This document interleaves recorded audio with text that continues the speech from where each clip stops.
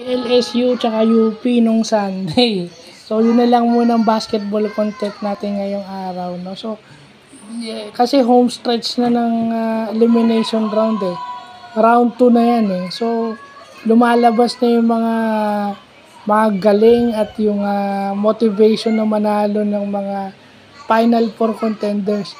Etong UP at saka Lasal, Final Four contenders to.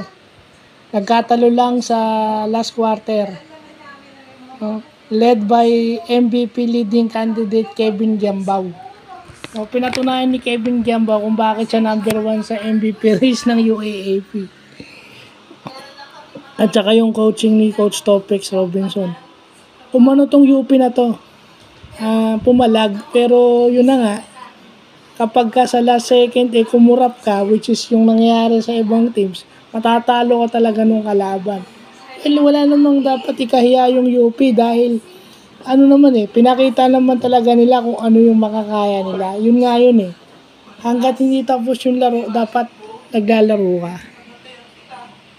So yun yung importanteng makita natin kasi yun ang pwede nilang dalhin sa Final Four, yun yung kaya nilang gawin sa championship kung sino man yung papasok sa kanila.